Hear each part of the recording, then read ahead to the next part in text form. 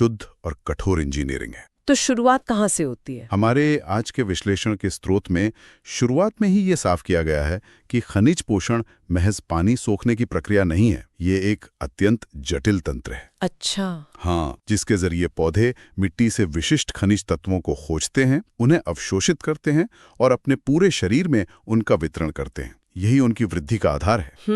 मतलब एक proper supply chain है। बिल्कुल। और यहाँ सबसे दिलचस्प बात यह है कि दुनिया भर की मिट्टी में और हमारे पीरियोडिक टेबल में तो 100 से ज्यादा तत्व मौजूद हैं। सही बात है। पौधे की जड़ें हर तरह के रसायनों के संपर्क में आती हैं, लेकिन ये पूरी की पूरी वनस्पति दुनिया मुख्य रूप से सिर्फ 17 आवश्यक तत्वों पर निर्भर करती है। सिर्फ 17? हाँ, यही 17 तत्व उनके वजूद का एक तरह से VIP क्लब हैं। ठीक है, चलिए इसे गहराई से समझते हैं। एक तरफ मिट्टी में खनिजों का पूरा समुंदर है और दूसरी तरफ पौधों ने खुद को सिर्फ इन 17 खनिजों तक सीमित कर लिया है। मेरा सवाल ये है कि सिर्फ ये 17 क्यों? क्या कोई ऐसा सख्त क्राइटेरिया है जो इन्हें इतना जरूरी बनाता है? ये एक बहुत ही जायज सवाल है, लेकिन वनस्पति विज्ञान के स्तर पर प्रकृति इतनी उदार नहीं है। आवश्यक होने का पैमाना जैव रासायनिक रूप से बेहद सख्त है। मतलब कोई एंट्री टेस्ट होता है? आप ऐसा ही समझ लीजिए। हमारे स्रोत में किसी भी तत्व को इस VIP क्लब में शामिल होने के लिए 3 कड़ी शर्तें बताई गई हैं। अच्छा, वो क्या है? पहली शर्त, उस तत्व की अनुपस्थिति में पौधा अपना जीवन चक्र पूरा नहीं कर सकता, मतलब वो बीज पैदा ही नहीं कर पाएगा। और दूसरी शर्त यह है कि इन तत्वों को किसी अन्य तत्व से रिप्लेस या प्रतिस्थापित नहीं किया जा सकता। मतलब कार्बन की जगह सिलिकॉन काम नहीं करेगा? एकदम सही। आप पोटेशियम की जगह सोडियम इस्तेमाल करके पौधे को जिंदा नहीं रख सकते। और तीसरी सबसे महत्वपूर्ण बात, ये 17 तत्व पौधे के चयापचय यानी मेटाबॉलिज्म में सीधे तौर पर भाग लेते हैं। अगर मैं इसे एक एनालॉजी से समझूं, तो ये किसी आधुनिक मैन्युफैक्चरिंग प्लांट की कोर इंजीनियरिंग टीम की तरह है। बिल्कुल, बहुत सटीक तुलना है। मान लीजिए प्लांट में एक चीफ इंजीनियर है।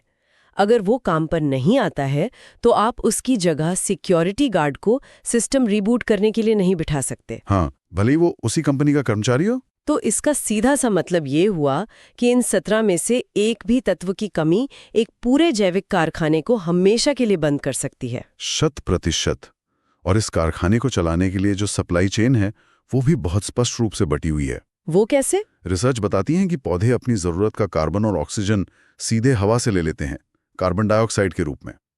और हाइड्रोजन उन्हें जड़ों द्वारा सोखे गए पानी से मिल जाता है। ये पौधे का बेसिक स्ट्रक्चर बनाता है। तो हवा से कार्बन और ऑक्सीजन, पानी से हाइड्रोजन और बाकी सब मिट्टी से। हाँ, जीवन को चलाने के लिए जो भी बाकी रासायनिक तत्व चाहिए, उनके लिए पौधे पूरी तरह से मिट्टी पर निर्भर हैं। मिट्टी ही उनका रासायनिक बैंक है। यहाँ बात सच में बहुत दिलचस्प हो जाती है। जब हम इन बाकी खनिजों की बात करते हैं तो क्या ये मांग एक समान होती है? मतलब मात्रा के हिसाब से? हाँ, क्या एक पौधे को नाइट्रोजन और बोरॉन दोनों बराबर मात्रा में चाहिए? क्योंकि स्रोत सामग्री इन्हें मैक्रोन्यूट्रिएंट्स और माइक्रोन्यूट्रिएंट्स में बांटती है। ये एक बहुत ही सामान्य सी गलतफहमी है, जिसे स्रोत सामग्री खूबसूरती से दूर करती है। वर्गीकरण पूरी तरह से पौधे में उनकी आवश्यक मात्रा पर आधारित है, उनके महत्व पर नहीं।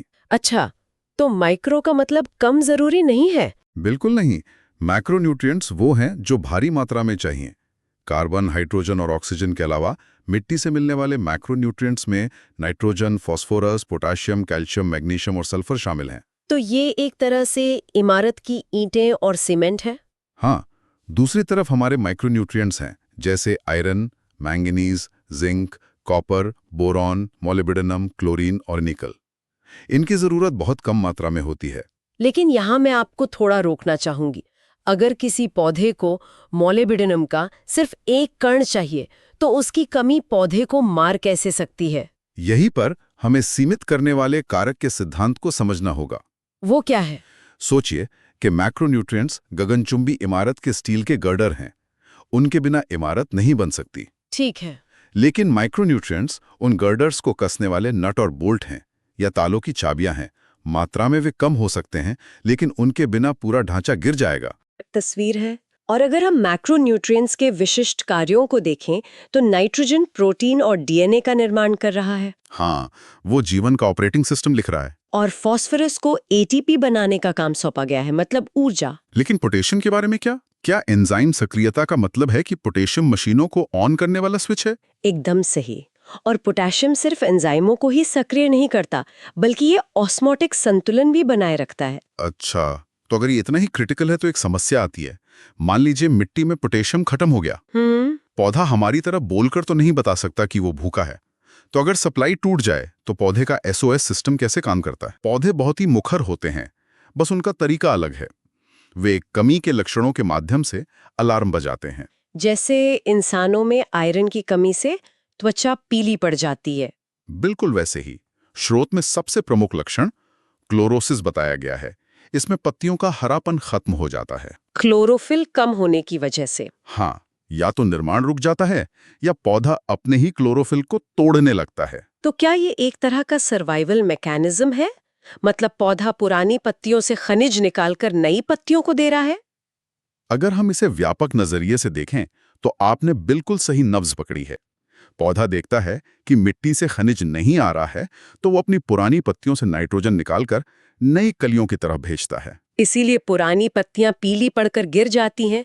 बहुत स्मार्ट। हाँ, इसके अलावा एक और लक्षण है नेक्रोसिस, जिसका अर्थ है ऊतकों का पूरी तरह मर जाना। ओह, मतलब काले या भूरे धब्बे पड़ जाना? सही कहा। और अंततः स्टंटेड ग्रोथ, यानी वृद्धि का रुक जाना।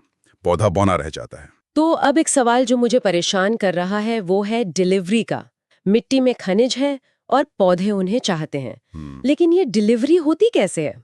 डिलीवरी मुख्य रूप से दो तरह से होती है, पैसिव और एक्टिव अवशोषण। पैसिव, जिसमें ऊर्जा नहीं लगती। हाँ, वो बस सांद्रता के बहाव के साथ हो जाता है। लेकिन एक्टिव अवशोषण में ATP यानी ऊर्जा की जरूरत होती है। ऊर्जा मतलब पौधे को खनिज खींचने के लिए मेहनत करनी पड़ती है। बिल्कुल। जड़ के अंदर पहले से ही खनिजों की मात्रा ज्यादा होती है, तो भौतिकी के नियम के खिलाफ जाकर पौधे को जबरदस्ती खनिज अंदर खींचने पड़ते हैं। और इसके लिए मॉलिक्यूलर पंप्स का इस्तेमाल होता है? हाँ, जिन्हें चलाने के लिए भारी मात्रा में ATP जलानी पड़ती है। अरे, तो ये तो एक बहुत ही विडंबनापूर्ण लूप हो गया। कैसे?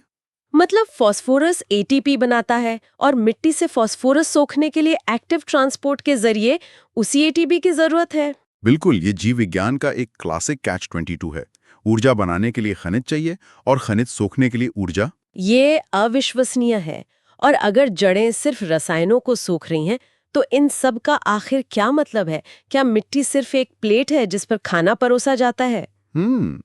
इससे एक महत्वपूर्ण सवाल उठता है और स्लाइड के एक हिस्से में इसका जवाब है हाइड्रोपोनिक्स। हाइड्रोपोनिक्स मतलब बिना मिट्टी के पौधे उगाना? हाँ, हम पूरी तरह से मिट्टी को हटा देते हैं और केवल पानी का एक पोषक घोल इस्तेमाल करते हैं। तो अगर हम सीधे न्यूट्रिएंट्स का आईवी ड्रिप लगा दें तो मिट्टी की जरूरत ही नहीं? बिल्कुल नहीं। हाइड्रोपोनिक्स ने साबित कर दिया है कि मिट्टी कोई जादुई चीज नहीं है। असली जादू उन खनिजों में है। ये तो पारंपरिक खेती को पूरी तरह से चुनौती देता है।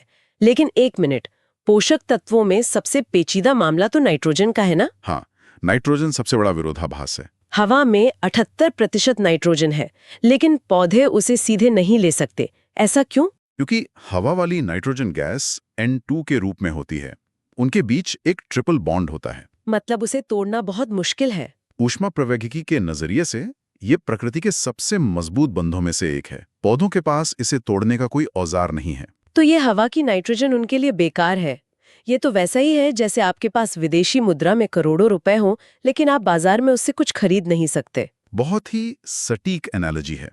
इसीलिए पौधों को एक करेंसी एक्सचेंज की जरूरत पड़ती है, जिसे हम नाइट्रोजन चक्र कहते हैं। हाँ, रिसर्च में इसके चरण हैं: स्थिरीकरण, नाइट्रिफिकेशन, अमोनिफिकेशन और डीनाइट्रिफिकेशन। इनमें सबसे क्रिटिकल है स्थिरीकरण या फिक्सेशन। प्राकृतिक रूप से ये बिजली कड़कने से होता है और औद्योगिक रूप से फैक्ट्रियों में खाद बनाकर। बिल्कुल।